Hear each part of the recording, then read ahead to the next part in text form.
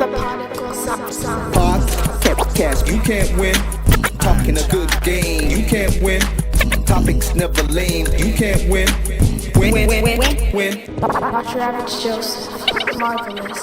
It's ridiculously funny, but funny. Welcome back to the best no judgment zone space and work, because neither one of us had any law degrees. I'm soulful king, marvelous. Oh, soulful. I mean, the black shirt.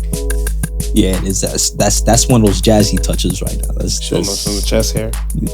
Y'all want some of the chest hair? Remember, y'all got Backstreet Marv, so y'all get some of the chest hair. I'm gonna look straight right now. I don't know what this dude is doing right now, but I am not your average Joseph. And we are the Podical sons. You gonna get a beer? You gonna get him a Barry White? Gonna get a Barry White? Resonate in your ear hole. Because ear holes just sound nasty. Look at the hairs. I'm gonna show you the chest hairs. Just a little more, babe. Yo, R.I.P. Barry White, man. R.I.P. Barry White, man. Yo, that's what's up, man. How you feeling, man? I'm feeling good, man. How you feeling, bro? I'm kosher, man. I'm good, man. I'm good. I'm happy to be here, man. Yes. Happy to be here. Welcome to the therapy session that you guys thought you never really thought you needed, but here we are today. And right at the end of the therapy session, you're like, damn, I needed that. I needed that. So the folks at home, welcome. Welcome. You already know what you're getting used to. If you're new to this, we welcome you too. And fasten your seatbelts. Buckle up. You're going for a ride. Like, comment, subscribe. Send the Ask the Sons questions. Good as always. All of that. All streaming platforms possible. Check out podicalsons.com and you can get all the listen to every show and everything. And let's get into the shit. I mean, before we get into the shit, talk to me. You know how many people you made happy with your frolicking? I just gotta put that out there. I got mad comments coming in on the Podical Sons page saying, that looks like fun. Oh my gosh. Marv looked like he's in his inner childhood right now. You know what it is? I heard Kanye say this in a song. I think it's Can't Tell Me Nothing. Right. Can't Tell Me Nothing. And he said, your inner child, you're fighting for custody.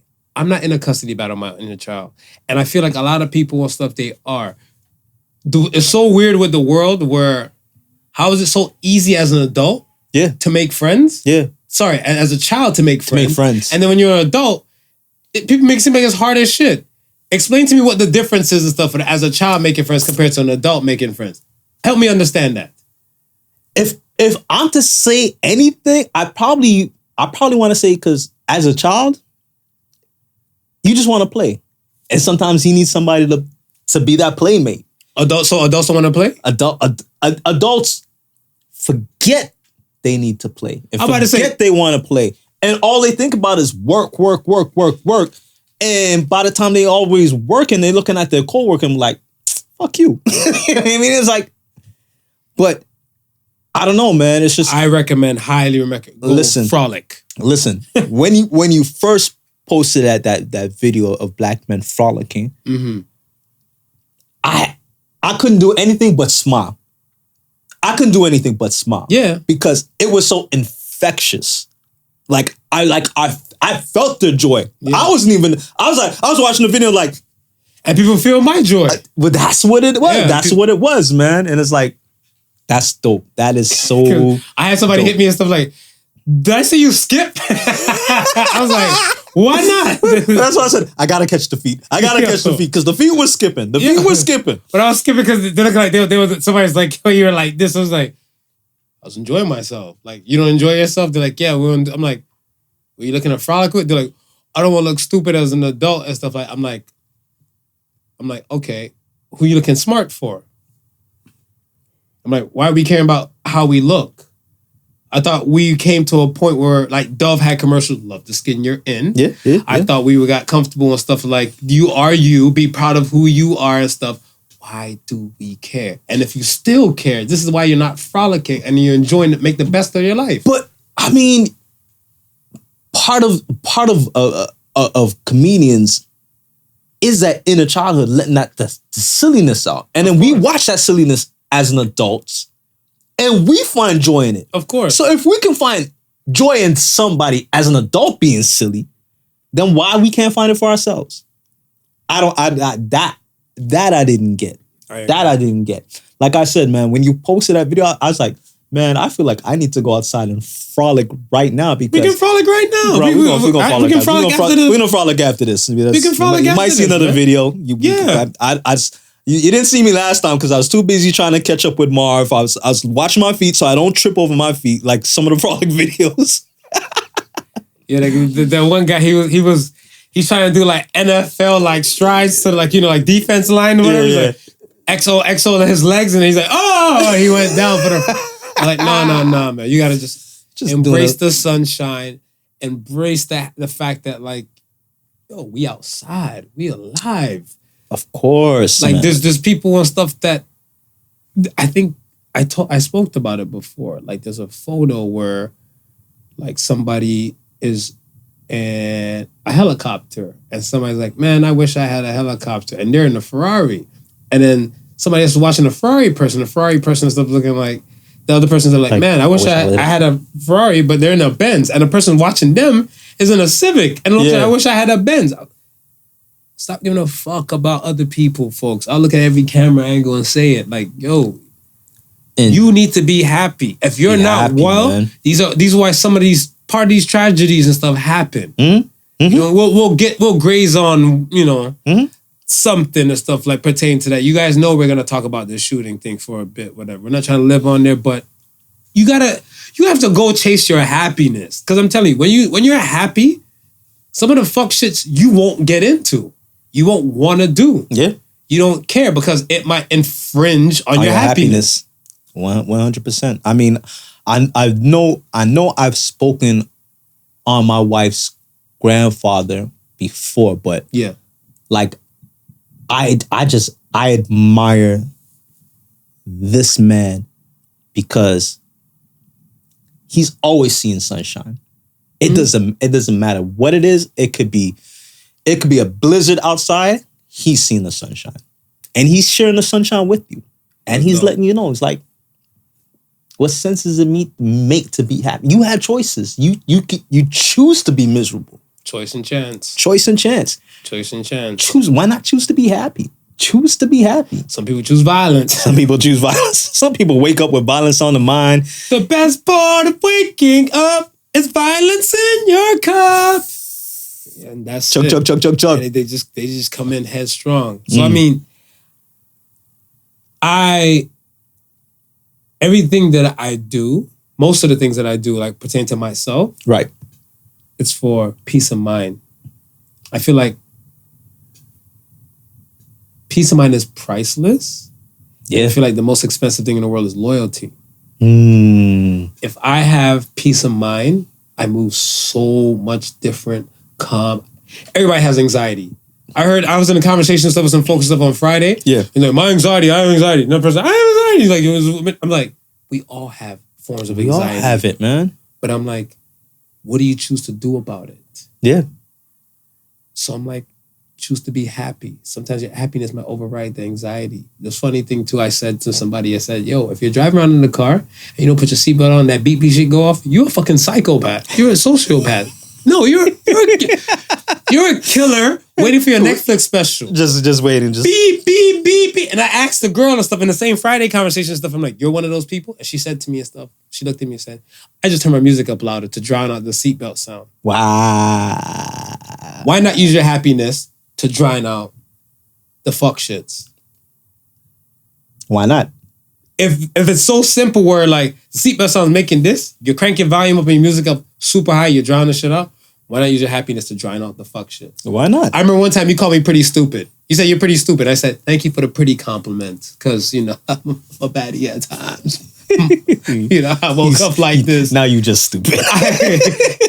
I'm like, I focus on the positivity over the negativity. Of course. If you're honing in on the whole pretty stupid thing and you're focusing on the stupid aspect, motherfucker call you pretty. Yeah. There was a compliment there somewhere. It was a compliment. Silver lining, baby. I feel pretty. Oh, so pretty. I don't give a damn about what you say. I will frolic on a sunny day. I feel pretty. He really doesn't give a damn, and he will frolic. Pretty much. He will frolic. Pretty damn much. Yeah, but it's so funny because wifey was like, she didn't realize, she didn't understand. She's like, what the hell is frolicking? What the frolic? I said, like, I'm like, I think it means to enjoy yourself, but I go, but hey, we got Google. Let's look it up. Yeah. Right?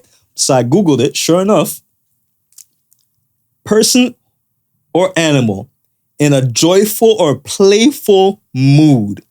And I'm like, we frolicking. We frolicking. Frolic, frolic, frolic, frolic, frolic, frolic, frolic. And you know what's so dope about the video? What's up? The kids in the background.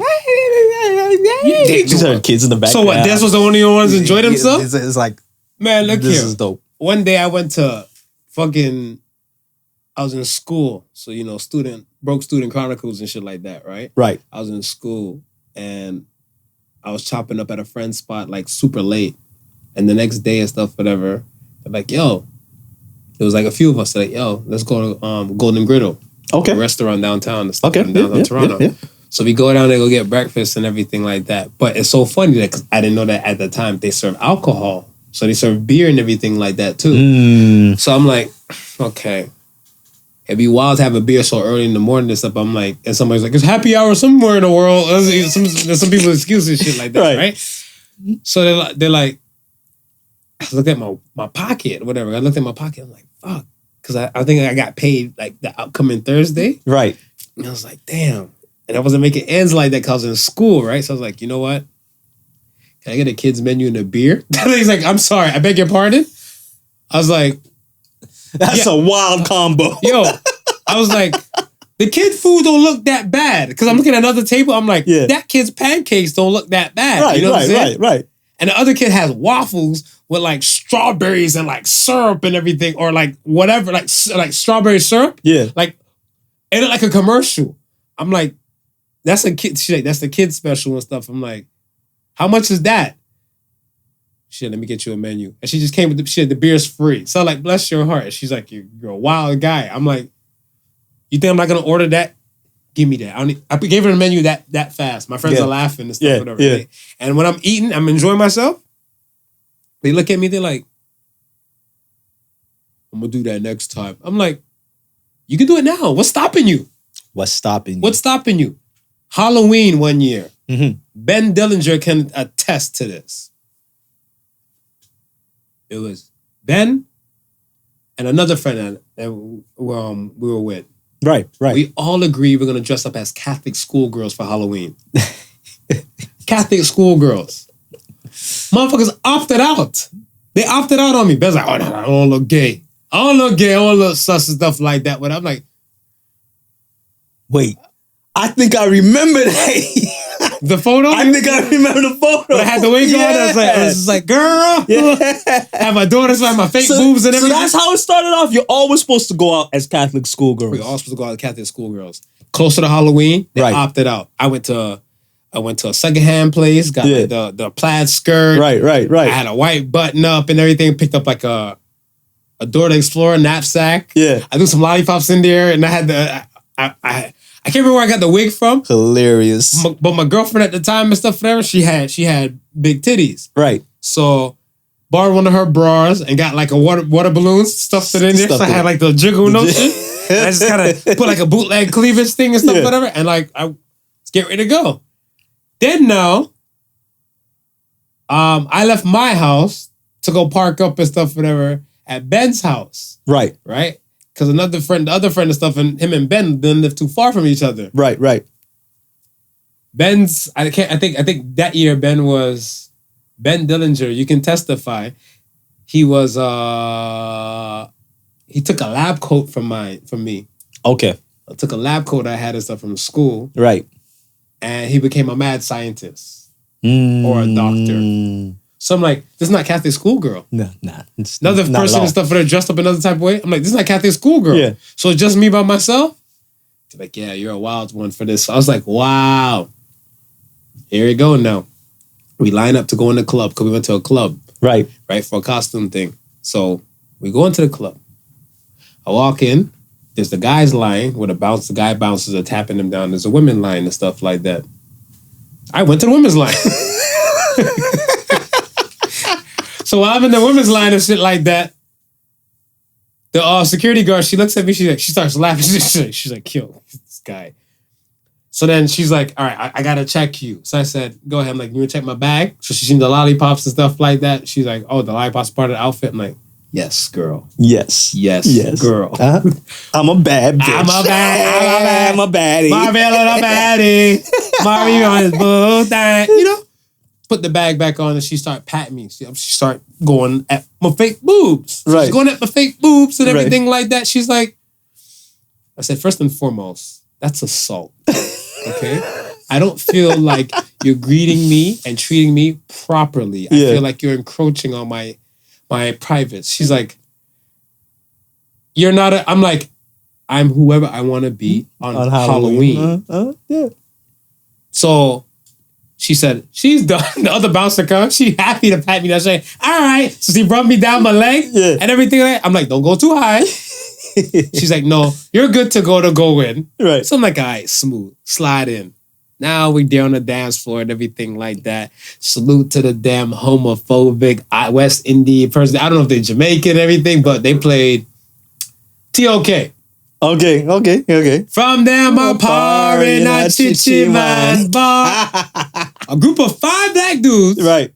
who didn't dress up for Halloween. Mm-hmm. They look at me and they're pointing. They're like, fire make we burn it. And I was like, you know me, confident asshole. Yeah. So I remixed TOK's song. Mm-hmm. Like we remixed a song before we started. We remix.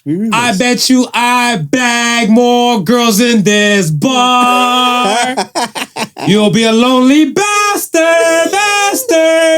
Then after all the girls want to come dance with me, touch me, take photos and everything, 3 of the guys came over. Yo, that was a nice costume, man. I might think about doing that next year. Yeah, they want to give me that. Bitch, don't touch me. I'm a baddie. So you, like I said, like, we got to stop caring about so much of what people think. We've known this. We have this ideology in our head from young. Yeah. You have to do you, be the best version of you. Yeah, I man. like happiness. I choose peace and happiness every single day I wake up on God's green earth. Listen, man, please yourself before you please the masses. Absolutely, man. So that's just it. So we good? We good. All right. We good. All righty. Let's have some fun, man. Let's have some fun. Let's talk some things. We got the polls. We got the polls. Let's go to the polls. Do we look at our children as investments?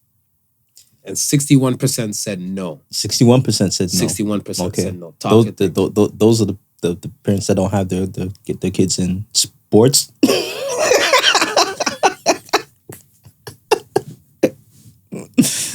No. We have some parents that they want to keep their kids active. Yes. And we respect that. Okay. So where do you stand before you go into detail? Talk to me. I said no. I said we shouldn't look at our kids as investments. Okay. We should. So tell me why. We should strive to do the best that we can for ourselves and our children. So whether we can give our kids a helping start, we shouldn't be expecting anything in return. If we get something in return, that's a blessing. That's a blessing. It's a blessing. But we want to give them a head start so then when they get to the stage, they can look about supporting themselves and their family and then possibly giving their children a head start. Okay, so I said yes. And I said yes, not because of me, but I look at it like this. I know there's tons of parents that look at their kids and stuff like, if their kid made it, they made it.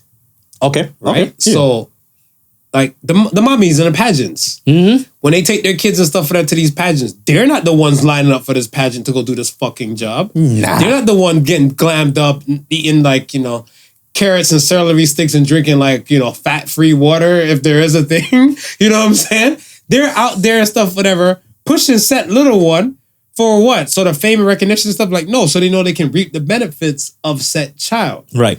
Right? That's one aspect. Then I know another aspect of stuff where the sports. There's some parents and stuff that be like, yo, my kid is super tall. I need to put my kid into basketball. Then the kid makes it to the league. Then they stop working and start doing everything and stuff like traveling with the kid. Right. I.e. example, the parents of Andrew Wiggins. Salute to Golden State. Yeah. You see what I'm saying? Yeah. They were working folk here. Right. They quit everything and stuff like that. There's no, I feel like there's no qualm in saying like, yo, if I had the dollars, I'd retire my mom. I wouldn't take my mom with me. Okay. I wouldn't take my mom with me. I get that. Yeah. I'd give her the funds and the needs and stuff, whatever. Like, yo, you don't have to work again. Yeah. Ever. Right? You're good to go. Right. But now, it's like, even LeBron's mom. Right. LeBron's mom and stuff, I want to say, not he can buy her a spot. He can buy her a condo in New York. Is she hooping in the NBA? She ain't hooping. She ain't hooping in the NBA, but she's there in LA and stuff, and I guess, a quote unquote, helping with the kids. Right. Right? But I'm pretty sure there's conversations and stuff with so many other, like, let's say athletes or celebrity parents and stuff like that. Be like, yo, I bust my ass for you to get to here. Yeah. And then there's other ones and stuff that are like, yo, they did it themselves and they're blessing their parents. Yeah. Yeah. There's tons of parents look at their kids and stuff as an investment. So when I said, do humans, but I said, do we as people? As people. Yes. We know parents and stuff out here looking at their kids and for stuff. sure. Now, if you don't and stuff for them, I get it. Yeah. But I know tons. And now the next thing and stuff was that I want to say, not too sure about your generation, but the generation before you, they know that when their parents get older, they're taking them in. Yeah. Yeah. They're taking their parents in. Yeah. Right? So when they know that they're taking their parents inside and stuff, whatever, in their house and stuff, into, let's say, their matrimonial home. Right. Their parents look like, yes, don't throw me no home. I did all of this. I bust my ass to raise you and take care of you and stuff. They probably put the guilt trip on them from early. Early in the game. Hit him with the guilt trip. Early in the game and stuff like. So then therefore like, yo, when my mom gets older, my pops gets older and stuff, and they come and live with me. You look like, okay. Are they contributing the bills? No, you might get a little cut off like the pension and stuff. They might break you off some stuff like that, whatever. Right. But they're looking like, yo, I bust my ass for you to be here. And they look at it stuff like this will come back to them in the end. Go ahead, talk your things. I look at it from this perspective. As a parent, I wouldn't look at my kids as an investment, but I'm willing to invest in their dreams. So I say it like this. Let's say, for instance, I put my son in basketball, right? Just to keep him active. But he turns out to be more than just your average player. Right. He can actually go places, right? So now, at that point, I'm willing to look at my son and say, is this what you want? Because if this is what you want, listen, I'll quit my job and turn full-time management to make sure your dreams come to where they are. Right? If it's not what he wants, but he's still good enough to, let's say, to make the NBA, I'm gonna have to be like, nah, bro, it's not your dream. Pick me. So you quit your job to do management for that child? Yep. How are you getting income? Sorry? How are you getting income? I'll find a way to make it work. If like I said, I'm willing to invest in my kids. Everything that I do now is for me and my wife to have a comfortable future, and then for my kids to have a good start. But I'm never one to say, this is what you need to do to make it, and this is where you gotta go. You got the talent to do whatever. So what if you got the talent to do it? Maybe he wants to be a doctor. Right. Maybe he doesn't want to be a basketball player. Of course. He could be the best basketball player in the world, projected to go to the NBA. But I'm not saying to him, listen, you got to go to the NBA because that's where your meal ticket is. That's where you're going to make your money. And then we'll all be sitting comfortable. Okay, so think about all those parent stuff. Let's say they told those kids, you need to be a doctor. And kids like, no, my dream is to be an artist. Like, fuck that hippie shit. You got an MCAT to go take, and you're going to go to this med school. What's the difference between that? No, but see, but those are the parents. That's a parent. That's the investment. But that's a parent. Well, what are you telling that kid? What is it? Is it your dream for that kid to go to med school? Their dream. Or is it their dream? It's a parent's dream, not the child's. Right, and that's what I'm saying. If it's your dream, it's no longer you're no longer looking to invest in your child. You're investing in your child to support your dreams. I said that. So I said to somebody, they refuted it with, they're saying kids don't know what they want, so you got to give them drive and like, point them into a direction. Right. Put them into a direction and stuff. I said, fair. Pointing them to a direction and forcing them to go into that direction are two different things. Bless your heart. Two different things. Bless your heart. Yeah. Enough said. Okay, so let me ask you this. Should parents have a say in what children do with the money that they earn? Your son. I'm painting a hypothetical. You know, I'm kidding with that. Your son now, let's say he got, I don't want to say a paper route. Let's say he got a job at like somewhere that he's making it. Let's say he's able to do school and able to work. So every 2 weeks and stuff, whatever he's making, let's say for conversation, let's say he's making $700 every 2 weeks. Okay. Right? Okay. As a high schooler. Yeah. He makes $700 every 2 weeks. Right. I'm not going to tell my son what to do with his money because I like that. This is the approach that I take now with my children, right? I don't tell them what to do with their money, but I let them know. Sometimes you're going to have rainy days. Sometimes you're going to have shit in abundance. You got to plan for these things, right? Not saying that you can't spend your money on whatever, but also keep in mind that you want to build a foundation for yourself. Right. However you achieve that, try and find some form of balance. Money is here for you to enjoy it. Like you can't always work and not be able to enjoy what you're working for. Absolutely. You gotta enjoy the fruits of your labor. Exactly. So listen, what you plan on doing with your money, you do. I'm not going to watch your pockets, but understand this. It's not always sunshine. There's rainy days. You don't want to be caught in those rainy days and be butt out. This is what you do. And I'll give him a little plan. I said, this is what you do. This is what you do. Funny enough, I had this conversation with my son the other day.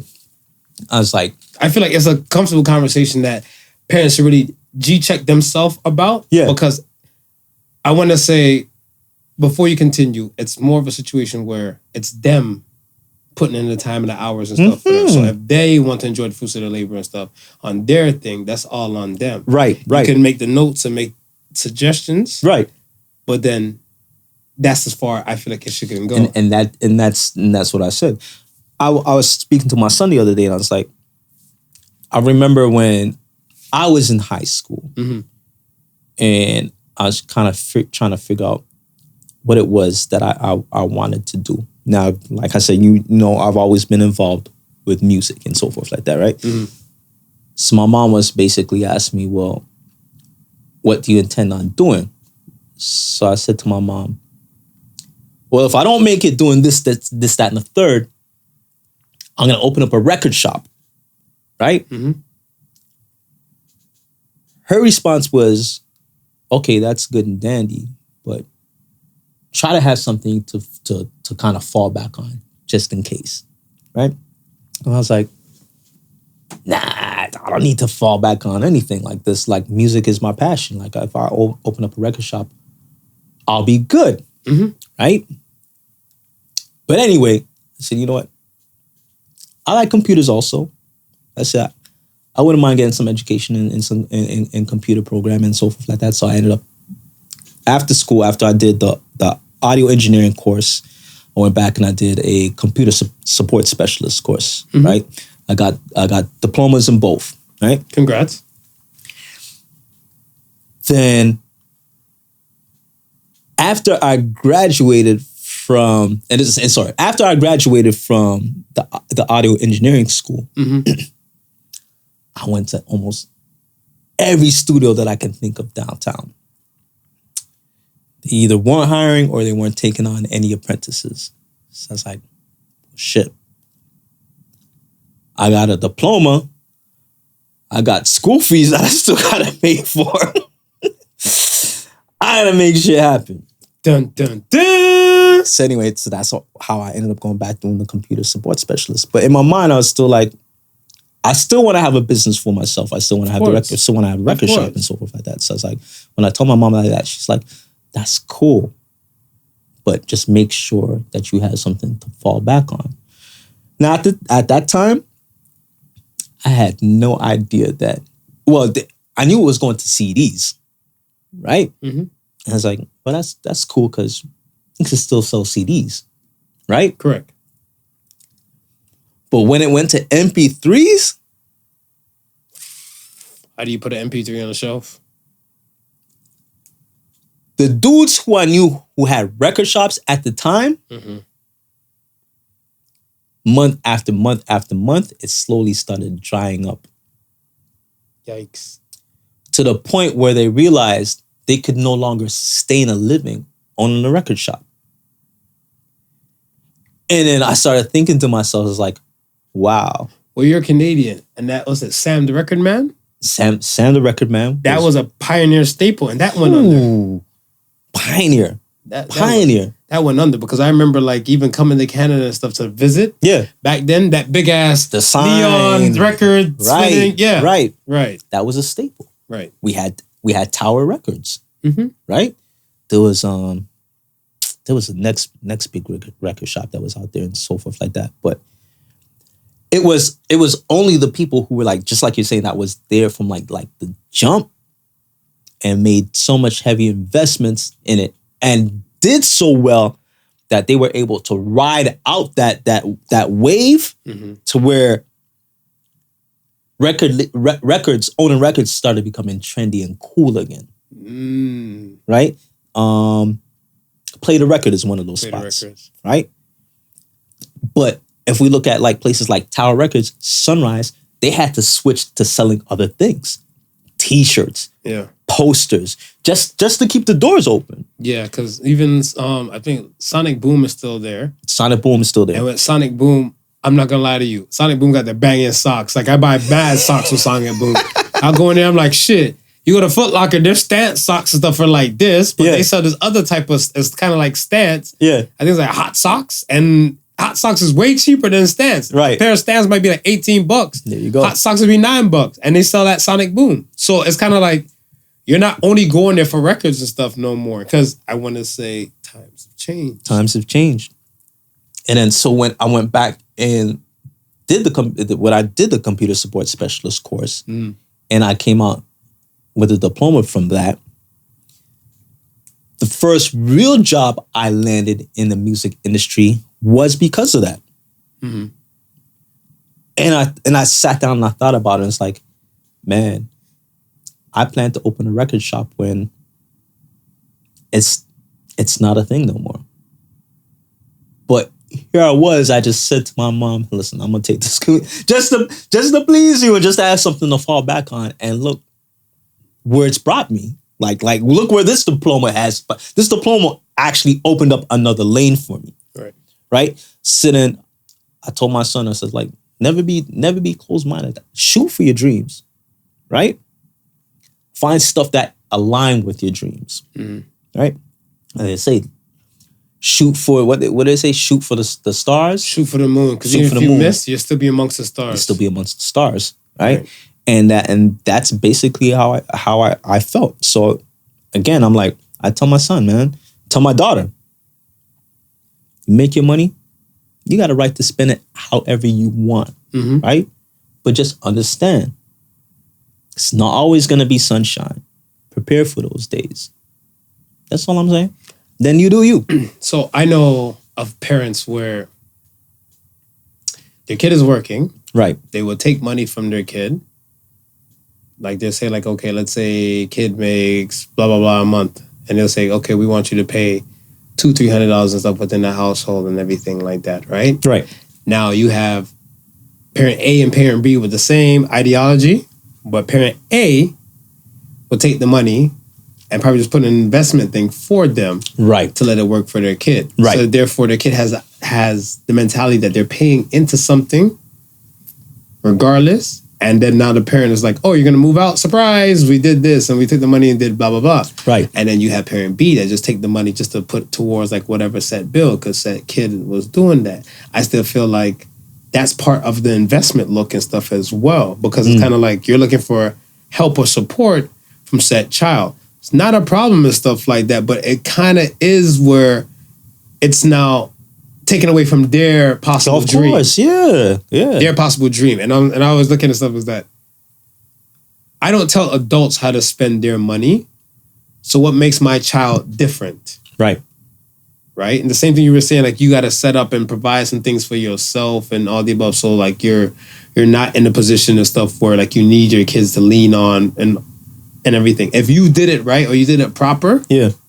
you won't have to look at them like that. If you did it right, you did it proper. I don't foresee, maybe I'm talking broke, but I don't think a Fortune 500 man or woman who's a multi-millionaire, like not even multi-millionaire, thousandaire, has money in their bank and stuff, is actually looking for their kids and stuff and telling them, do not spend your money on that, man. Don't buy the skateboard, bro. Don't buy this. Don't spend the money on that.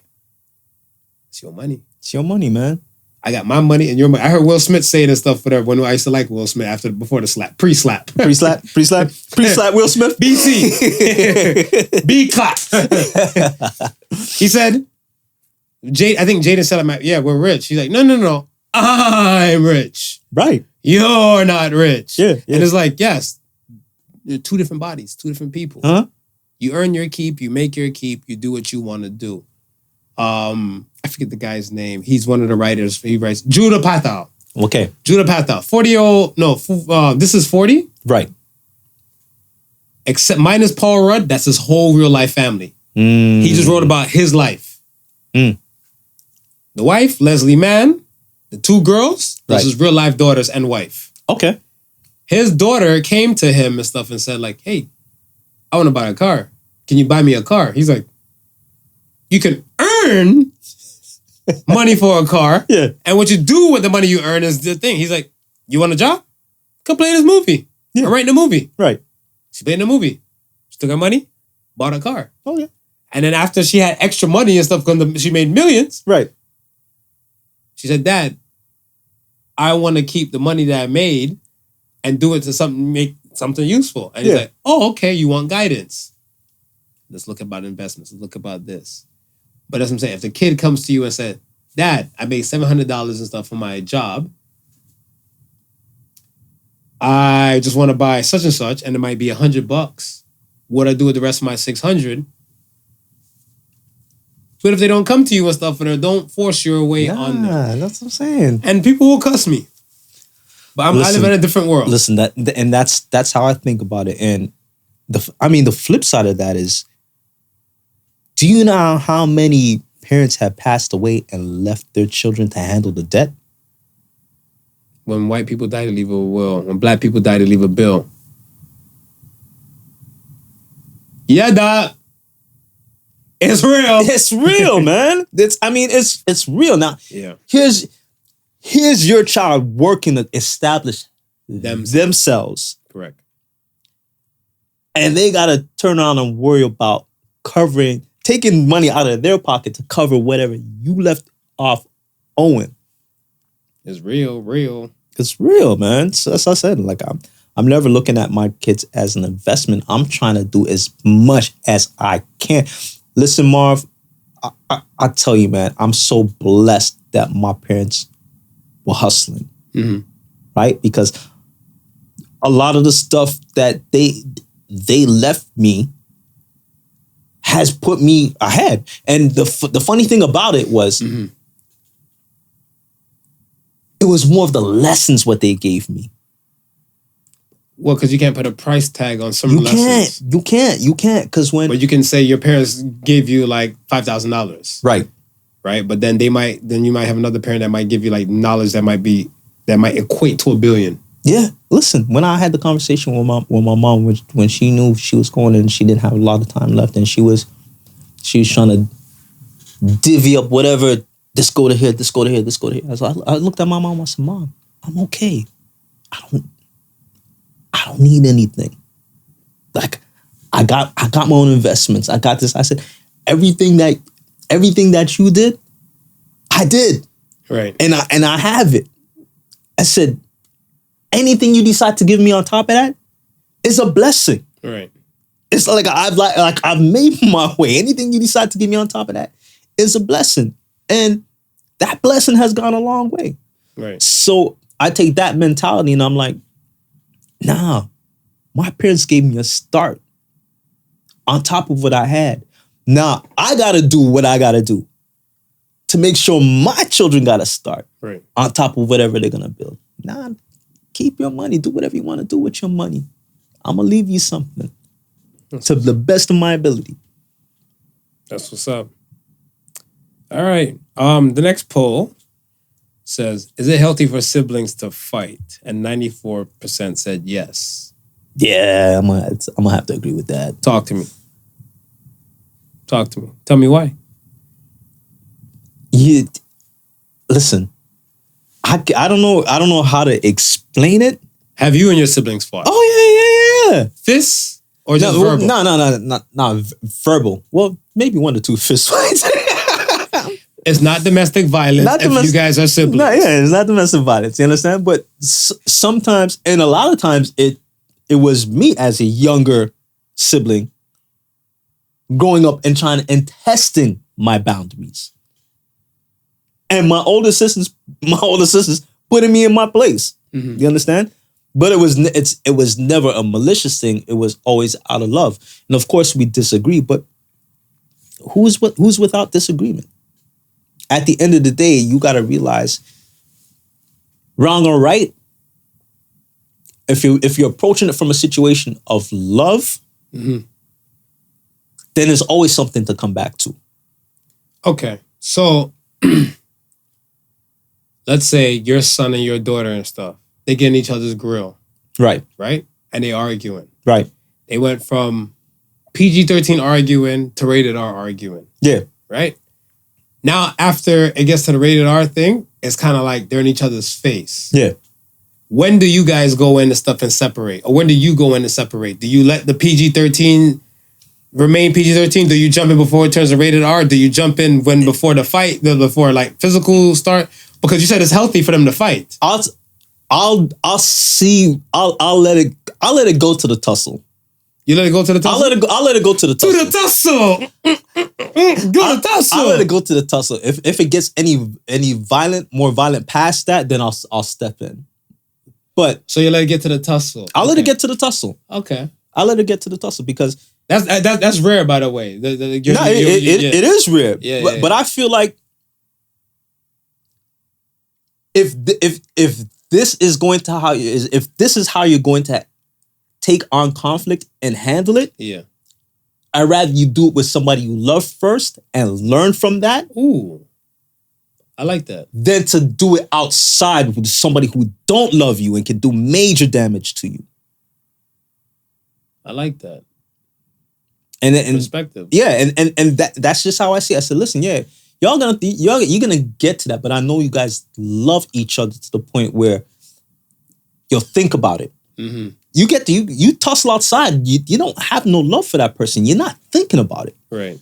Right. You might not think of how you could handle it different. You might have think of like how you could have did more damage.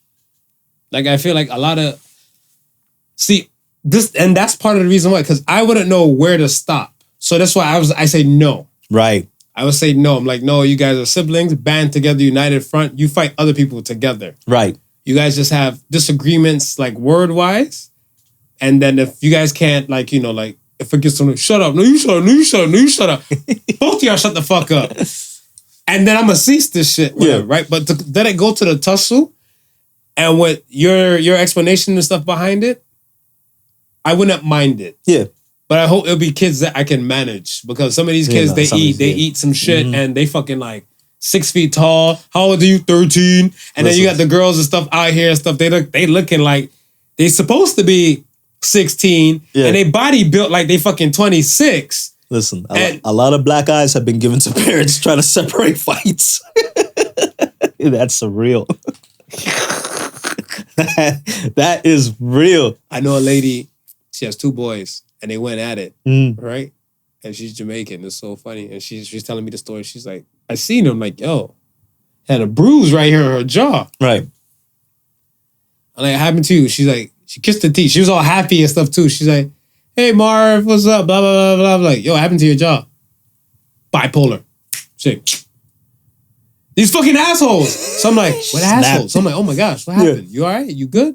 We trying to ride on somebody? She's like, no, my 2 idiot sons, they want to start fighting each other and stuff for them. And one thumped me in my face. And I don't know which one.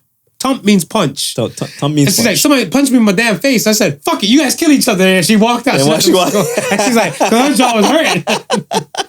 And I was like, yo, you let them fight? She's like, I don't care. And she's like, and I told them, I think she said like there was like a groove in her wall. Right. Like, because she's like, they slammed each other and stuff in her wall. Right. And she made both of the motherfuckers pay it back. So she's like, yeah. So in this case, she told her kids what the fuck to do with their damn money. She said, both of you guys are working. Yeah. You caused this damage. Wall. You caused this damage. You're gonna fix it. I'm not coming out of pocket for this. Yeah. Listen, my niece and nephew did. I mean, you know who I'm talking about. When they were younger, they would go at it all the time, and it may not have come to like to blows, but it'd be damn near blows. But my sister was like, nah, they got to learn how to hash it out, right? Now they're the best of friends, inseparable pair. I feel like yes, so this is the reason why I was teetering. Yeah. But then I was thinking about, I was like, yo, what if it came to some point where like the blow aspect, like, you know what I'm saying? Like, y'all get to, like, I look at this if siblings are going to this PG-13 level, Yeah. I'll allow it. Yeah. Once it gets to some rated R stuff for them, I'm like, hey, both y'all need to watch your fucking mouths. I'm gonna punch both you guys in your mouths and stuff like that. You know what I'm saying? Maybe this is the reason I only have one. Yeah. Maybe this is the reason why I have one. Yeah, probably why. I have one in condoms. One in condoms. One in condoms. One in condoms. So I look at it, so I was like, nah. Because I see where you're coming from and stuff, but I'm like, not every person can take that chance. See, your sister and stuff, I think she's probably curved and put in enough due diligence. Right. To know it won't go to fists. Mm. It would just go to words and squabbling and everything like that, right? Right. And these things are temporary. See, that's why I always tell people stuff, they got to understand and stuff, whatever. Same. From 0 to 17, that's 17 years. You're a child. Yeah. From 18 to friggin' 40, you're an adult. From 18 to 65, you're an adult. And to God calls, you're an adult. Yeah. You need to experience certain things and stuff in your childhood because it sets a tone for your adulthood. Mm-hmm. If you can deal with a sibling squabble and everything like that, and you can be the bigger person and stuff, and like, all right, we need to do this. Fuck what you're on. We need to make sure dad's happy and everything like that. You have a leader. There you go. You have a leader. Yeah. That child will be okay and fine. And if you have other child and stuff, whatever, that understands the assignment, right, and they play their part, congratulations. You have an obedient child. They'll listen. Yeah. They'll listen. They'll listen to somebody. So you know it's not far off from them to get it right. Yeah. You're all right. But I don't want nobody thumping me in my jaw. I remember the first time I tested my sister. And how old were you? I want to say I was probably like maybe around 14. Mm-hmm. And she being 5 years older than me, she would have been, I guess, 19. Mm-hmm. But again, it was me transitioning. Congratulations on your transition. Yeah, June is coming up. I'm good. Okay. Yeah. It's me coming from this adolescent, trying to learn how to be a man. Mm-hmm. Right? And thinking that, oh, well, my sister's not that much older than me. Right. You know what I mean? Who is she to tell me anything? That is true. Right? And it was just one of those things. It's just me feeling myself until you know, when we got older and I realized, no, sometimes you need that bigger sibling who may understand certain things a little bit more, even though you may not see it yourself. Right. They may see it. They may have already been through it. Right. Which is good. And you're just trying. So then you gotta just let go of that ego and just be able to accept things or learn things. And like I said, I mean, me and my sisters, we're closer than ever. But it's just it's experience, and it's just growth and we say it all the time. It's growth and development. Yes, sir. Right? But siblings, they gonna fight, man. They gonna war it out. They gonna argue. They gonna, you know. But at the end of the day, if you, as a parent, if you instill certain things, just like how you said, if you instill certain things in your kids, it eventually comes out. Of course. It eventually comes out. I mean, to me, that's part of the whole dear mama thing. There's no way I can pay you back, but my plan is to show you that I understand. Right. Right? So Right. Like, I think when they come to a point where it's the understanding concept, Yeah. I think they'll be all right. What is the expression? The kids will be okay? The kids will be all right? Yeah. Yeah. Yeah. I think that's yeah, you just gotta establish that kind of foundation and hope they stick to it. And if not, find a way to try and make them understand that. I think we look too much towards macro instead of micro. Yeah. Like, we have to look at things on a smaller scale. Like if I told you stuff like you're doing fractions and reducing things. Right. And I give you like 8 digits for like the top half, and I give you 16 digits for the bottom half. And I tell you reduce. And you're looking like, damn, it's gonna take you some time.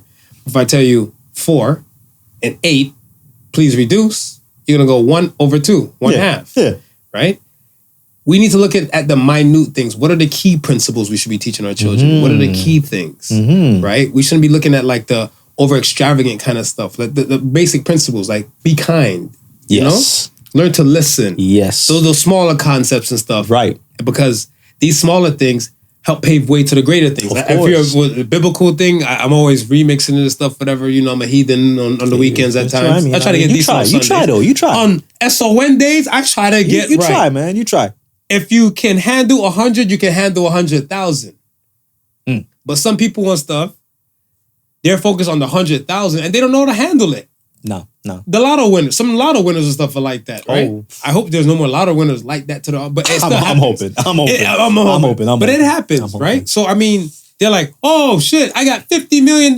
And then the money is just gone. Then the next year they're working again because they don't know how to handle the smaller shit. And some of you parents out there, Oh, that's a finger. stop comparing your kids to other people's kids. Very true. I say it all the time. Like, I'm never imposing myself onto somebody else and expecting them to be like me. That's not how it works. Everybody's their own individual. Everybody learns on their own pace. Everybody gets to where they're going in their own time. Well said. I agree.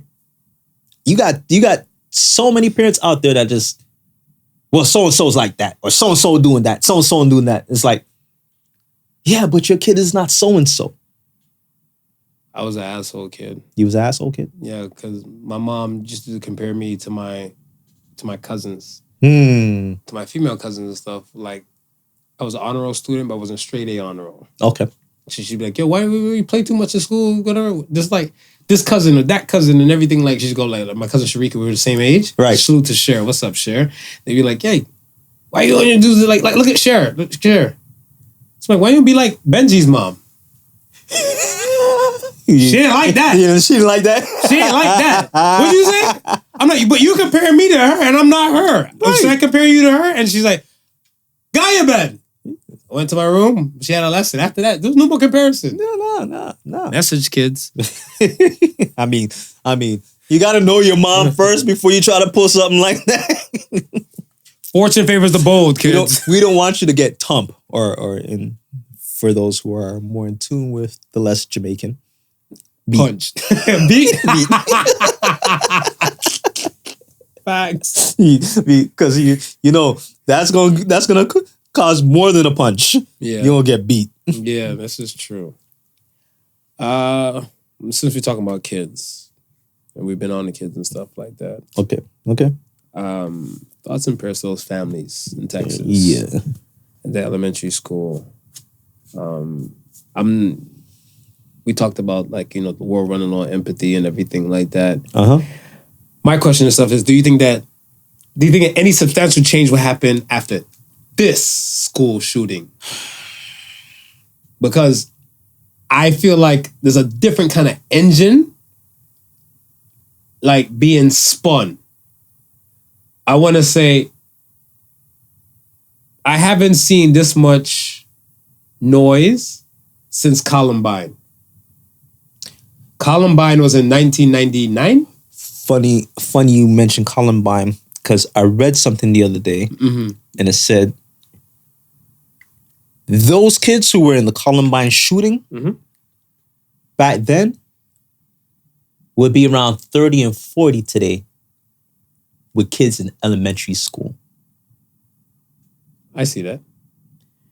And I thought about that, and I was like, what do you see if I Columbine, you decide to move to Texas, and now some shit like this happens? yeah, it's like we're looking at the parents, children having traumas, but imagine you're a survivor of that, and you're seeing this happen to young kids, and you have young kids of your own, and then all of that trauma just replays itself, and almost 2 times, because you've been through it and it's tainted you, and now you never want your kids to go through that. You don't want any kids to go through that, right? But just the thought of being there. I don't know. I don't know anybody who's been in a situation like that who did not just relive that moment when they seen that.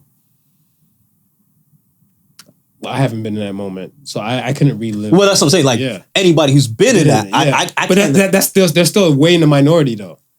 I feel like they're still in the minority. Even if you look at population per country, right, and per capita, yeah, they're still in the minority. Oh yeah. Because I want to say, they're in the minority. Let's say per school and stuff. I want to say, I'm just give or taking some numbers. Right. Let's say if we're talking about high school wise, there might be close to maybe 1,000 kids, and there might be a 200 per grade level. Okay. Right. I'm just snowballing some stuff. Whatever, right. Yeah. So if you look at that, it's not like every school is getting a shooting. Nah. Specific schools, specific times and stuff for them. If we're looking at for yearly numbers and stuff, the statistics and stuff, they don't match. Yeah. But I feel like the Columbine folks, to what you're saying, I agree. Yeah. But if I've never been in a Columbine situation, where would my empathy come to?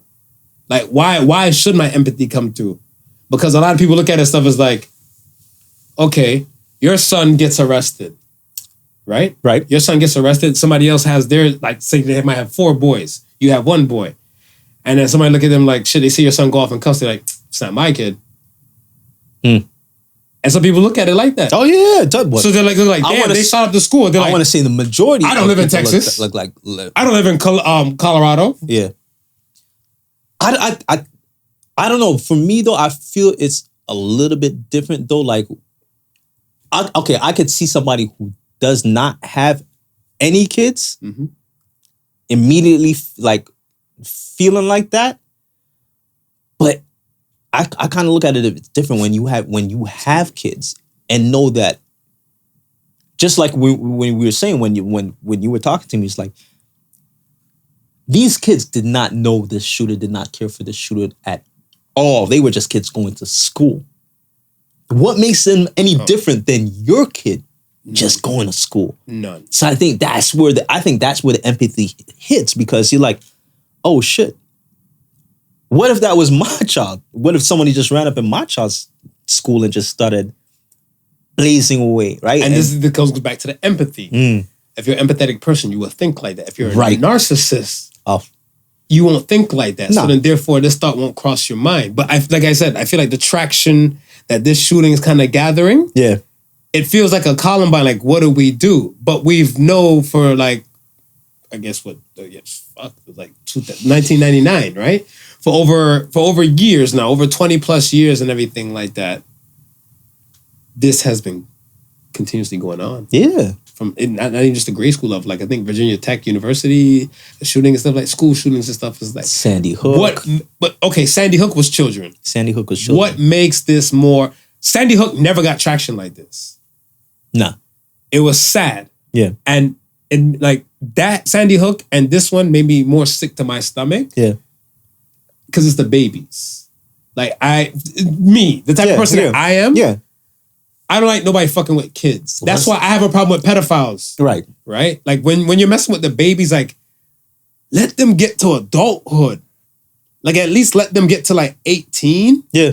And then they'd be like, all right, as an adult, you're in the right place, wrong time or something, or wrong place, right? You know what I'm saying? Yeah. Something. But I'm like, let the kids be kids. It's just, yeah, man. Yeah, I mean, it hit me. It hit me in a way just to know. And I think the reason why this has gotten to where it's gotten to the point where it's gotten is that now we're really tired. Because every time this happens, we weren't tired in 2005. No, but every time this happens, yeah, we like, okay, we're gonna put this in place. So we're gonna do this, we're gonna do that, we're gonna do this. And if those things were really put in place, like how we said they would have been, we might not have seen the shooting. So now it becomes to, okay, when are we gonna finally stop talking about this bullshit and actually put the shit in place that we need to stop. So what would you recommend that we talk about then? Is it guns? Because I always feel like I heard Chris Tucker say this and stuff, and I'm thinking money talks. Guns don't kill people. Stupid motherfuckers with guns kill people. Yes. So you have people like known gun owners and everything like that with their license and stuff have zero bodies or zero mass shootings or anything like that. Right. Responsible gun owners. Responsible. Yeah. And then you have other ones like Set Dirtbag. Mm-hmm. Right? So who like where do you stand on that? People with guns kill people or stupid motherfuckers with guns kill people? Nah, I'm like stupid motherfuckers with guns. So then kill people. So is it really an argument and stuff about gun control? Or is it a stupid motherfucker control? I want to say legislation has to be to the point where guns don't get into the wrong hands. Black market is supreme, but continue. Yeah, black market is supreme. I mean, but I don't want to be a hypocrite when I know what I know. Yeah. Right? Yeah. Go ahead. But even with black market reigning supreme, it's still easy for people to legally attain a gun. Yes. Without proper measurements put in place. Agreed. Because I've noticed, like I've seen documentaries about gun control in Canada. Right. And I've seen documentaries of gun control in America. Canada's not a fucking drill. And my thing and stuff is that, consider the fact we share a continent. Yeah. I look at it as though like, why can't most of the gun control levels be like this? Because if you realize this is not working for you. So you do something that works for you or do better? I was gonna say, like, let me call my neighbors to the north and see, like, why are they a little bit more successful with this? And then try to implement some of that stuff. Arrogance. Yeah. It like I mean, but what do you feel like? Do you feel like anything's gonna come out of this? I'm half and half. The reason why I say half and half is because once you're now messing with the babies, right? I feel like more people stand up, especially in America. People that move the movement, to be honest, but some people like it or not, in my opinion. It's Yeah. my opinion, then I'll say that. Yeah. Is the white house moms, the white mothers. Mm. The white house moms, the white mothers and stuff. Some people call them Karens and everything like that if need be. Right. But, I mean, you have other cases, right? Yeah. So yeah. I look at these white moms. I feel like the reason I'm not saying black moms, unless there might be a few, but I still like they're in the minority. These white moms will look at us and say like, hey, we need a fundraiser drive to make these kids feel like they're welcome. And they do certain type of things. PTAs. Yeah. That's how PTAs is established. Parent-Teacher Association, right? Right. They help influence change. I feel like you want to fix racism, you have to fix racism through the moms. The moms. Mm-hmm. Because mothers spend the time, a little bit more time than the fathers with the children. Yeah. And they have more influence on the children. Not all the time, but a good portion of the time. Right.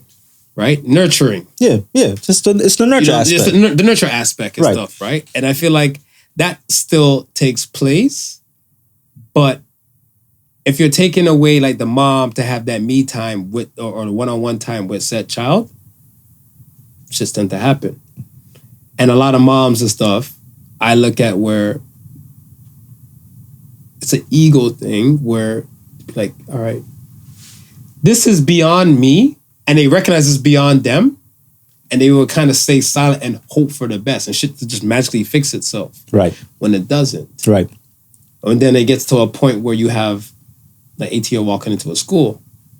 His mom made a statement on the news. Don't know where she is exactly, but she speaks Spanish, and they had a translator and stuff. And she said, "You have to like please try in your heart to forgive me, to forgive my son, and to forgive me. He has his reasons why he did that." You look angry when I said that. I didn't say it. I didn't say it. You go look on CNN. Like, yo, I didn't say it. I mean, when you gave me a look. It looks like maybe Cyclops from X-Men. When you say he has a reason. His reasons. That's what she said. I couldn't understand it. Yeah. Maybe because I'm not a mom, or maybe I don't know. But is she shooting him back? Does she know his reasons? No, because the reporter asked her that. Okay. And the reporter like, did you know his reasons? She said, I don't know. Right. She's just assuming that he just has reasons what he did. But that's what I'm saying. She had to hug that blame. Right. She had to hug that because she's part of the problem. Yeah. Like I said, the moms. It's part of the moms and stuff with the nurturing aspect to kind of get the gist and stuff for them. Let's say mom was busting her ass working 3 jobs. Mm-hmm. When does she have time for the kid? I'm not... Correct me if I'm wrong, but I heard he had off the grandma first? He off the grandmother. Okay. He off the grandmother. Right. Right? And that's what I'm saying. Like, I don't... Frankly, my dear, I don't give a Van Dam. I don't give a Van Dam how it started or where it started and stuff. I'm like the Minority Report. Like, we spoke about Minority Report. Yeah.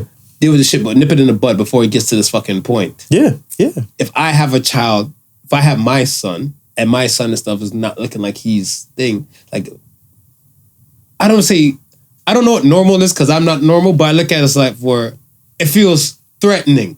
Like, you don't feel safe with your own kid. Yeah. You know, some people and stuff like, some people say, I'm gonna want come pins and needles and stuff for my kid. Punch him in his grin. Punch he or she in their grill. Right? And if the kid is too much for you and stuff like that, yo, you automatically say, yo, this is beyond me. Not enough is being said. There's not a lot of community, togetherness and stuff like that. Be like, all right, Smooth, my son is off the rockers. Please help. Yeah.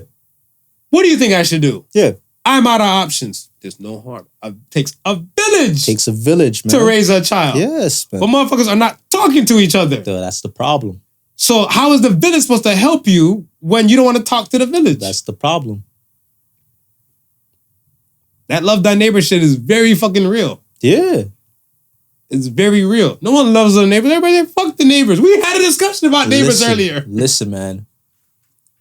When I was growing up,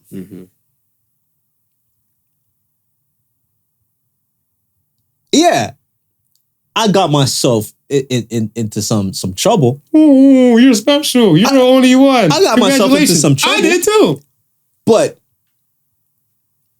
if there was somebody around who knew my parents, oh, best believe I was on my best behavior. Because they were gonna be an extension of my parents. Mm-hmm. And they weren't gonna sit down and watch me do stupid shit and be like, oh, well, that's so-and-so's son. Mm-hmm. I don't care. Nah. They'd be like, well, since your parents ain't here, I'm gonna step up and take the role. Right. You know you shouldn't be doing this, or you know you shouldn't be doing that. Straighten up, or else I'm gonna have to tell your parents what you're doing. That don't happen. That don't happen no more, man. Okay, and so now we know where part of the problem lies. That's part of the problem. It is part of the problem. Because if it was, again, mm-hmm. Sure, the OGs on the block might have been doing the same knucklehead shit that these kids is doing, but majority of them have principles. So they used to tell the younger ones and say, listen, do this, you do that, but the buck stops here. Once you pass this, you're in a line of disrespect. You're doing stuff that's disrespectful. As an OG, I'm going to tell you, we have code. We have honor. There's the thing called honor. Ain't no OGs spreading that word again. Why? We told kids not to talk to strangers. We've been telling kids not to talk to strangers for years. So even if a stranger stuff has something to say, I was in a mall with my girl. Right. We're in the mall. There's a little kid, teeny tiny kid, with a little knapsack. It's like bigger than the body. Saying, mommy, mommy, and people just walking past the kid. And it blew my mind. Because we're walking towards the direction to kind of go past the kid. Yeah. And you look down and you see this kid look like he's no older than 3. With a knapsack on his back. Mommy, mommy, people are walking past the child. They're just walking past the child, not saying a single thing. I'm looking at my girl, I'm like, yo. So I'm looking like, she's looking one direction, I'm looking another direction and stuff like, who's this kid's parent? Right. But the father was watching in the cut. Right. But that's what I'm saying. I'm like, the father was watching from afar. It's not even like the wall, the end of the wall of the studio, and the child is here. Right. Further than that. Okay. But he's all watching the kid. So I'm looking like, did anybody lose a kid? She's saying the same thing. Then the father, he's in the back. He's like, by the store entrance and stuff, whatever. He's like, I'm right here. I'm watching him and stuff like that, right? I looked at the kid. He looks like the father. So I'm looking like, okay, hopefully you're not a pedophile. Just look like, you know what I'm saying? Right. So I'm looking like, yo, you're giving your kid too much rain. Way too much rain. And the fact that pissed me off is that no one give a fuck. Because the thing and stuff is that, let's say my girl and I, we're looking at the father like, you're the range for giving a kid this much rain, this tiny ass kid, this much rain. Yeah. But everybody else walk right past the kid, they didn't say a single thing. It's not a village no more. Nah. It's not a village. Nah. They're looking like, that's not my kid lost. That's what I'm saying. Does this change? Would this make change? I don't know. Well, I don't know either, Marv. I don't know. I am tired of seeing babies getting bodied. I am tired of seeing kids getting shot. When I hear kids and stuff in school shootings and stuff, I'm like, what happened? They're like, oh, he's not getting no pussy. Or this kid and stuff is this. Or the kid. I'm like, it's not a them problem. It's a us problem. And it's very arrogant and egotistical to think like, it'll never happen here. Yeah. That'll never happen to me. And when it does happen to you, you're looking for all the help that you could possibly get when you weren't willing to help. Now you're picking up damage control and stuff with these kids. Like, how do you raise your kids from wisdom rather than fear? You're a kid now. You're in society. Damn near all the kids are plugged in. Yeah. They're seeing this school shooting stuff, whatever. Hell, I part of this whole Texas thing and stuff, whatever. One of the girls called police from a cell phone. And she got shot and killed. Wow. They said she died on the 911 call. Wow. That's crazy. So I'm saying, like, that is crazy. These kids now will have like a fear. Because even like this, I heard a manager say this at my job because I'm here and I grew up in America. Yeah. Right? the phrase is used, everybody's used to the phrase going postal. Yeah. Right? Yeah. I heard this long time, like a while back, and I've changed I stopped saying going postal to start saying active shooter. Yeah. So I see, like, let's say somebody has a tiff with their manager or something. I'm sick of this, sick of the way you treat me. I'm like, oh, we got an active shooter. Because it's kind of like when people don't have their way, or certain things don't go their way to their liking and stuff like that. Yeah. They're choosing what? Violence. And these kids are learning and seeing this stuff. You'd be like, well, okay, we're championing a lot of the bad shit. Yeah. We're glorifying a lot of the bad shit. Yeah. We're putting death porn out there, you know what I'm saying? We're showing world star videos and stuff of people just fighting and stuff like that. Yeah. We're putting the shooter shit on there. Hell, I heard there's a copycat thing here where a kid was walking outside the school with the gun. Yeah. Fuck that motherfucker. I'm saying that. Don't arrest him. Shoot him. Yeah. The rest will follow. Set a precedent. Yeah. You want to play games, do some copycat shit? This is what happens to copycats. I guarantee copycat stuff will move a little bit different. They're only going to move different, of course. We're not setting precedent. How do we raise our kids from wisdom instead of fear? I'm asking you that. It's a hard sell, man. I mean, it's like you really gotta, just like you said, it's counteracting everything that they're so used to seeing, counteracting everything that's so readily accessible to them. They're like, that's a non-stop job. It's a non-stop job, and we really got to start. I mean, there's got to be we said this all before. There's got to be courses on dealing with social media in schools. Of course. Like, and then not just from the point, not only just from the point of these kids seeing violent behavior and acting upon it, but also from the point where these kids are feeling less about themselves because they don't look like the next person. Yeah. Like, there's so much sway that social media has on kids today that if they're not grounded, they're easily gonna fly off the handle. So we gotta now have to teach them how to be grounded. We gotta show them how, what is right from wrong and how to spot that, because these kids are watching and not spotting that. Right. And I was watching, I think it was a news clip the other day where the principal, the vice principal, the teacher, the security guard, all have 45s. Guns. Okay. Trained and know how to use it, right? Mm-hmm. The reporter asked the kids in the class, do you feel safer that your teachers carry guns?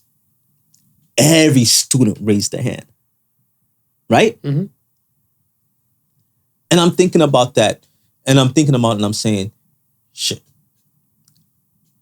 I feel a little bit safer about my kid at school if I know the teacher is trained in packing. But look at the onus we're putting on the teachers. And we don't pay them more. We don't want to look out for them and stuff like that. We are now depending on these teachers who they're only there to educate our children.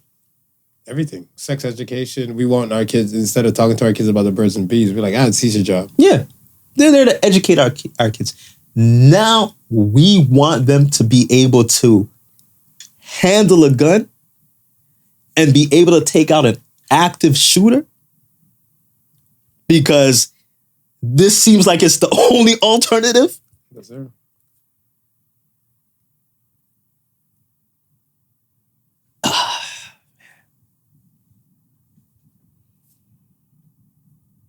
What if it's a teacher that's totally against violence?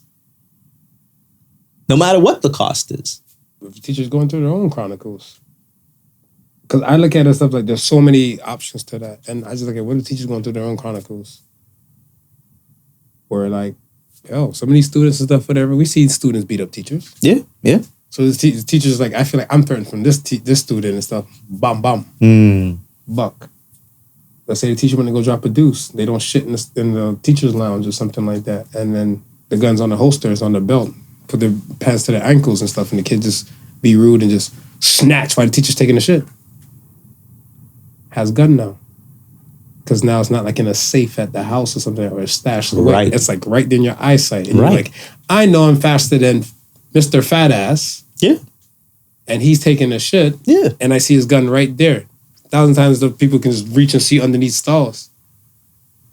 Yoink! I to be honest, I don't know. But like I said, it's always a 10-point plan. It should always be a 10-point plan. But it takes togetherness. Yeah. It takes collaboration. Yeah. To make these things and stuff happen. Right?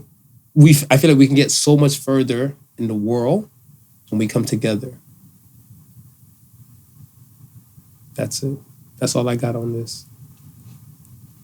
Again, condolences to the family and friends, man. So it's like this just and again, I mean, we talk about this whole, do we still have empathy? And one of the things I was saying is just like you don't get any time. Like we were just talking about Buffalo. Mm-hmm. Like now nobody's grieving about the people in Buffalo. Mm-hmm. They're grieving for the kids. Mm-hmm.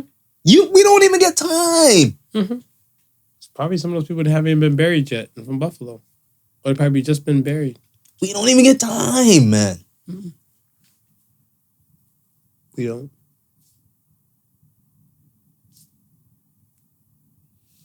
Oh. Here we go.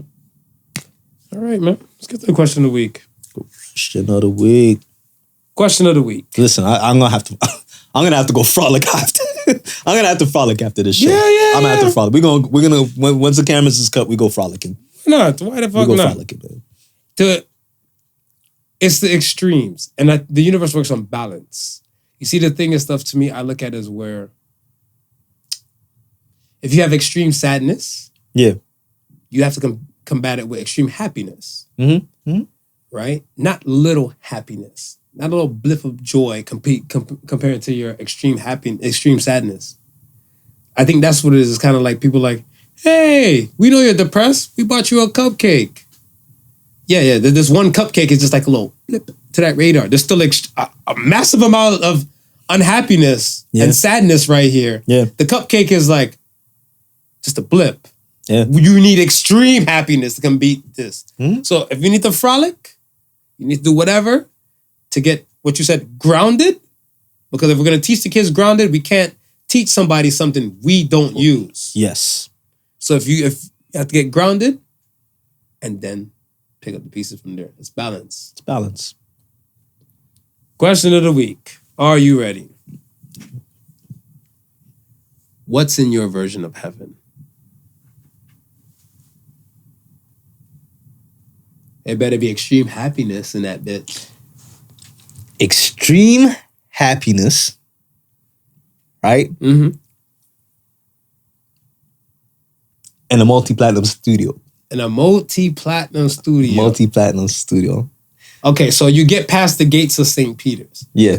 Right? Yeah. Now, once you get past the gate, they're like, welcome! You've made it. Mm-hmm. What happens now? Like, so you get this multi-platinum studio. What, you just live in the studio? Is that what it is? You make beats for who? Tupac and Biggie? Is that what you do? Well, I mean, if they around and you know what I mean, I say, yo, big, Pac, come over here for a second. And everybody gonna be obliging in my heaven. Like, what you got? I know you probably just chilling and stuff like that, but you mind blessing us? And they gonna bless it. Mm. And I'll be like, that was a good session. Let me go outside and enjoy some sunshine. And then I'll leave the studio and it's just sun's always shining. My version. What are you wearing? What am I wearing? What are you wearing? Something light, something flowy. You know what I mean? I don't want to feel too restricted and stuff like that. Are you driving or are you flying? I'm flying. I'm definitely flying. You're flying? I'm flying. Okay. I'm flying. I spent all this time on Earth driving. What am I gonna go to heaven and drive for? You get a flying car. This is true.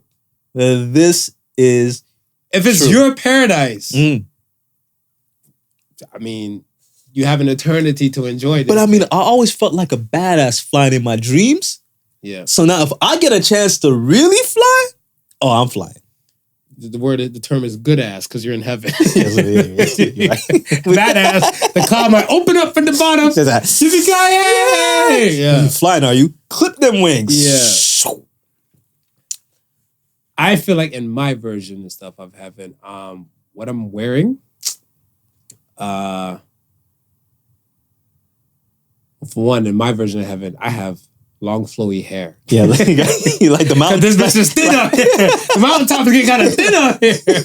So I have like some Keanu Reeves. Yeah. Keanu! Yeah. It's Hawaiian for cool breeze, by the way. That's There what it you means. go. Oh, really? Okay. So, all white everything, like a young Jeezy song. Yo, I'm out there all white everything. What would you do on a daily? Would you have like a daily activity, or you would just like wake up and just whatever, just go with the flow? You know what? There's one thing that's about me that's always definite, Mm. and the definite thing and stuff is that I like to learn, Okay. and I feel like you can get a lesson damn near everywhere. Mm-hmm. So my thing is stuff, if I can, if they're, let's say they're having a day, like, let's say somebody like Aristotle.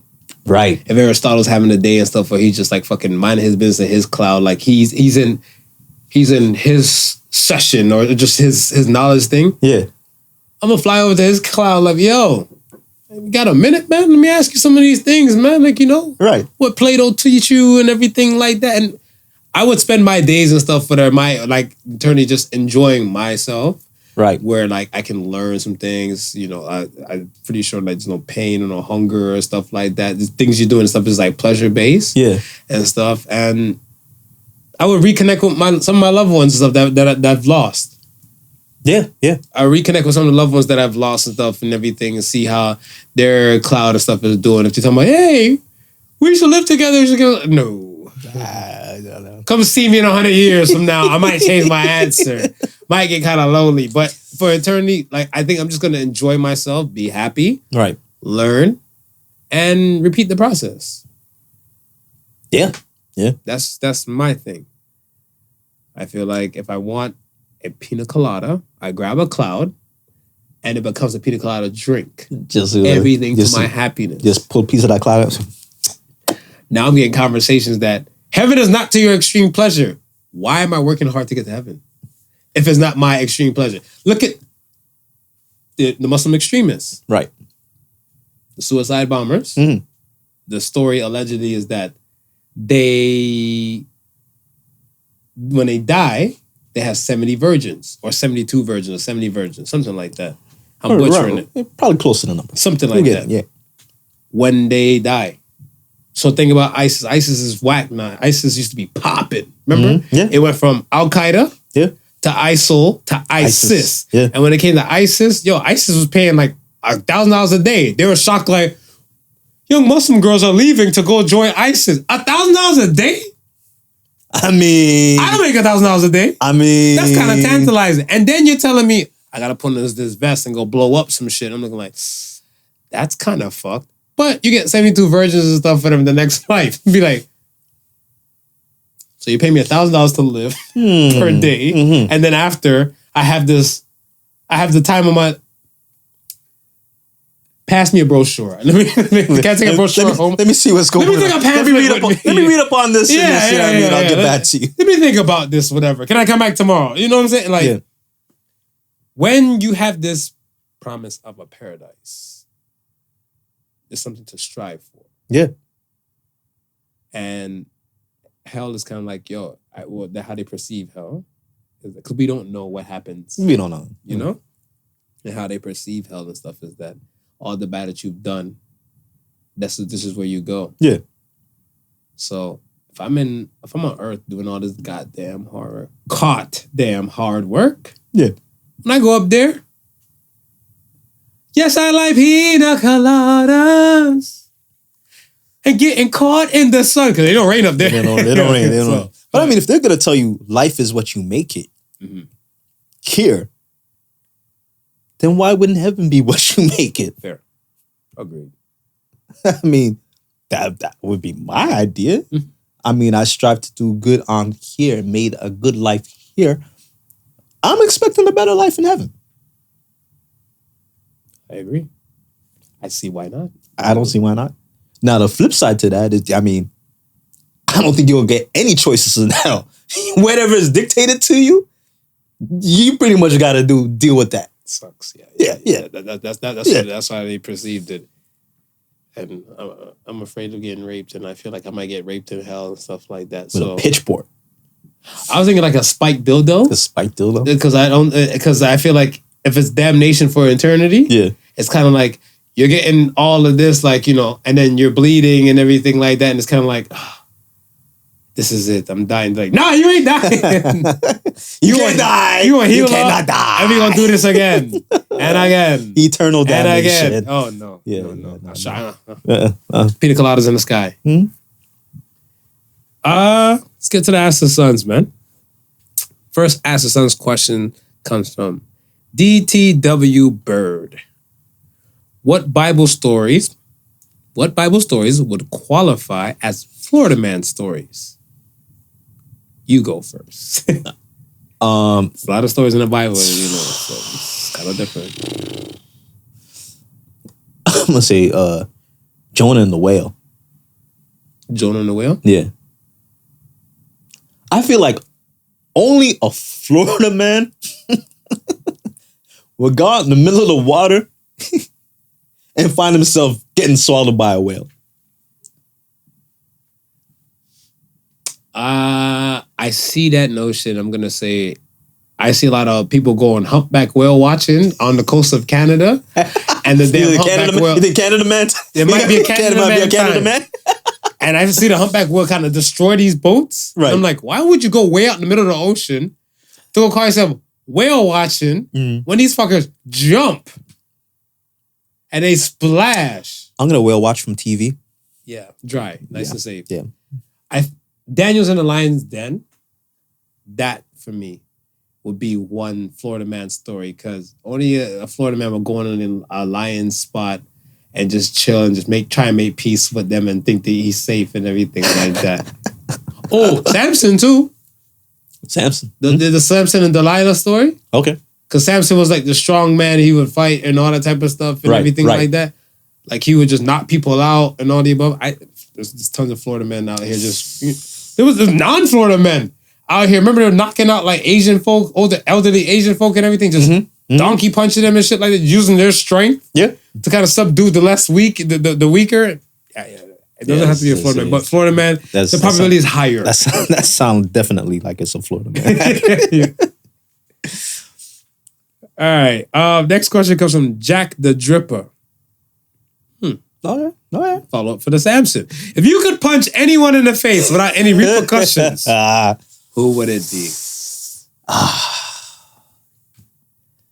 To be honest, I'm still for punching Donald Trump with no repercussions. Yeah. The Don. You gonna punch Donald? Because the thing is stuff is that I think when in his presidency, right, when he had all that power, he had like an untouchable kind of talk, and you had nothing to say about it. You ain't president no more. So let's say your Secret Services thing was like, you probably had like 20 agents to yourself. Now, as a former president, you might have 3. Oh, dog. There's a lot of people that can take 3 guys that could possibly take 3 apiece. So I feel like one punch will kind of, I would feel better. You feel better? I feel better. Probably won't shut him up. But you're like, you see that idiot? The Podical Sons guy? That guy's a joke. Punch me in the face. Yeah, but Trump. That's for me. Who you got? I'm gonna say Terry Crews. Terry fucking Crews. Why? Let me hear this. Why? Because a big ass man get his dick pulled by another man? Is that what it is? And he says some stupid shit. And I feel like he too diesel for me to just go one on one. So if I get the chance to just be able to punch him and have no repercussions after that, Terry Crews. Yeah, Terry Crews. Okay. I like that. Last question comes from Captain Pepper. What haunts you from your childhood that you can't forget? Ooh. I think for me, Mm-hmm. I was in a situation and stuff when I used to live in Miami where I was supposed to go get my haircut this day, and these guys were trying to kill this one dude, and he ran up to us and stuff like, "Yo, help me! These guys are trying to kill me." And then when they looked down and stuff, whatever, these guys had like 3 guys had guns in their hands, Right. and we're trying to run away from the dude, but they're still trying to shoot at dude and stuff like that. And well, I was gonna far fetched, but I'm gonna say I saw a bullet like whiz past my face, right, and it kind of took out part of the wall. And to this day, I always think about it stuff. I'm like, that shit could have ended me. I could have been to St. Peter's. I would have been safe though, because I was still a virgin. You're still a virgin. I would have made it. I would have cha-cha slide in there, but I don't know about certain type of aspects and stuff. And to this day, I always think about the stuff like, yo, like right place at wrong, like, you know, wrong place at wrong time. Right. That shit is legit. Yeah. So I don't have FOMO. I don't really have like the fear of missing out and stuff like that, because I feel like, yes, there's bullets that go through walls and houses and people do get shot. Like you're in your house and you can get like a stray bullet and everything like that. Right. But I feel like that probability is so much more lower compared to putting yourself in a situation. Yeah. That's for me. What about you? I want to say my first major car accident. Well, my only major car accident. Ooh. Where we're on the highway and lost control of the car. And How old are you? I want to say possibly maybe 19. Bitch, you ain't no child. Next. 19. We just said from 0 to 17, you're a child. 19, you're an adult buying alcohol in Canada. But I mean, that would be the traumatizing experience for me. Because literally, it was a scene out of the movie where Jaws of Life? Lost control of the car,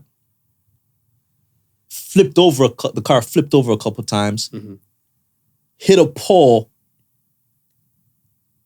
then landed on fours, still running, and then all the occupants being able to get out of the car except me. And just hoping that this shit don't blow the hell up. True. And yeah, it's like it's funny because it's like the time you got into the car accident, you say, you know, every time you pass a certain spot, Yeah. like it will haunt you. It took me a while to get over that spot of where that accident actually happened. And Do we truly get over it? Your opinion. now I'm talking about it now.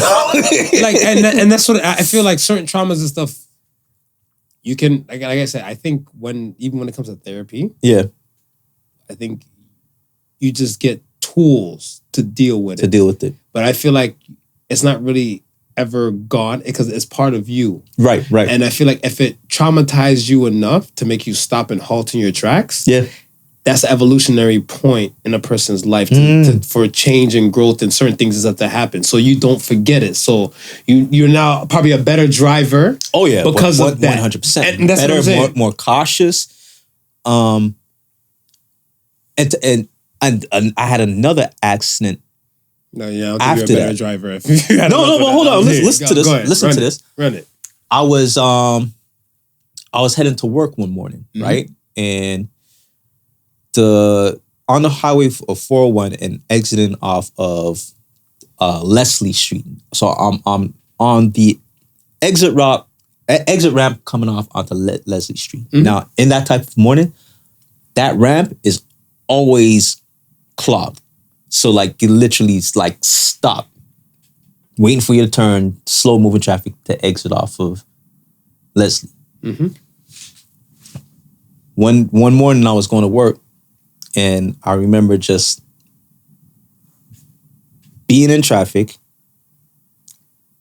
waiting for the cars to start moving to exit off, and looking in my rearview mirror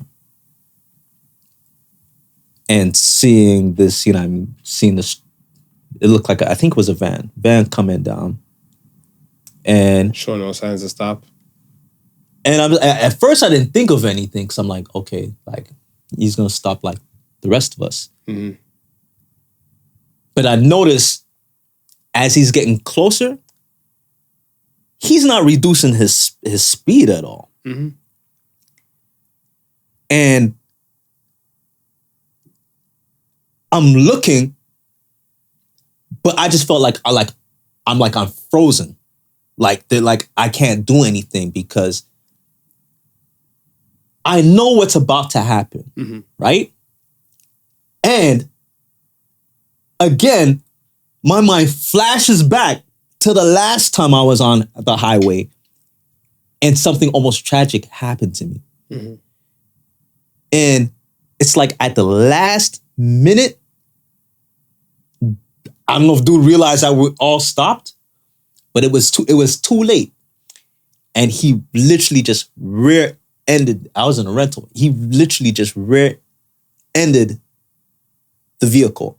He managed at the last minute to kind of like almost like swerve. So it wasn't a full-on impact. But he hit the back of the car so hard that he demolished the whole back. I could literally turn around and look and see outside. And all I could think to myself is, thank God. Because two times I've been on the highway where I've been in situations where people don't walk away from. Mm-hmm. And the first time it happened, I vowed I'd be more cautious on the road. The second time, there was nothing I could do. And that's what I'm saying when I said I literally froze because I was like, man, what was that movie, Final Destination? Yeah. You know, when you escape one thing and something else happened, that's what it felt like to me. It's like, please don't tell me I escaped that to be into this. Mm-hmm.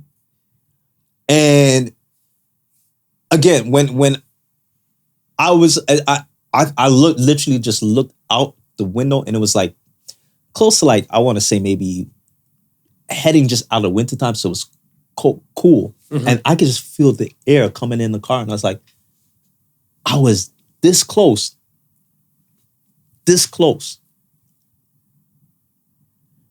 And it's like, what do you do now? It's just like you said, there's no amount of therapy because it's embedded in your mind. And now you have to give yourself mechanisms to deal with this. Mm-hmm. You know what I mean? It's like I need the highway for my travels. Of course I can drive regular roads, but it's not efficient. It's going to take me too long. So I got to overcome these fears of being on the highway and realize as cautious as I am, it still may not be enough. And just be like, okay, I'm just going to have to deal with it. And I think that's what it is. You just do your best. Yeah. That's the aspect of it because that person wasn't doing their best. Right. Had they did their best, that would have been prevented. Right. I have friends and family that drive like that. Like they break at the last minute. Yeah. And I'm not a fan of that. But then my thing and stuff is that it's all in God's hand and their will. Because if they're doing the best of themselves, right, they know they should slow down coming to a thing. But some people coming in hot and they slam on brakes. And if their brakes and stuff like ruins or gets bad, that's all, they look at it stuff like, we're going to change brakes anyway and stuff. And I'm like, yeah, but you don't know what kind of trauma you caused this person. And the egotistical part and stuff, they'll look like, man, fuck that person. I didn't hit them. But I'm looking like, but that person could have been you. Yeah. Living with the trauma, the fact that they've been rear-ended, they were like, I'm at a light. I can't go nowhere. This person came in hot. So if you're thinking about being the best of yourself, being the best version of yourself, mm-hmm, I don't think being the best would be causing trauma or pain to somebody else or inconvenience. I think it was like ended up being like 4 cars. Because he hit me, I hit the car. Everybody sued the car behind them. Yeah, I was like, usual. I was like, why am I getting sued? And it goes, no. The lawyer's like, no. That's how it works. It's a chain reaction. Everybody sues, and then the person at the end now is where it all falls on. The person who caused the accident. So I was like, man, as long as I ain't getting done. It's crazy. It's crazy. Good question. Yeah. We are at the end of the show. We are at the end. Let's run this thing real quick. So say the Suns, then we straight out the building. So say the Suns this week says, if you look for the bad, that is all you will see. So says the Suns. It's all in perspective, man. I want to say when you meet somebody or you even meet people and everything like that, if your first thing and stuff is like, oh, this person's an inmate, this person's a killer, this person's a such and such and everything like that, you're already putting the bad and stuff in your eyesight. Right. So now you hear this person say like, well, I killed out of self-defense. You're still seeing killer. Yeah. Right? It's all, not only say perspective, but it's kind of like, we don't give people, I want to say, grace or a benefit of the doubt. Yeah. Because we're automatically putting people and stuff into a bad light. Like, I even look at, like, I feel like, I don't know what it's like to be a woman, getting, attractive women, getting men, trying to pick them up and everything like that, right? But what if you get this decent guy to come up to you and you're now frying this decent guy with the same person's oil, with the same oil and stuff as the last person and stuff, whatever. Like, you be like, oh, typical guy, oh, that's all you want is this.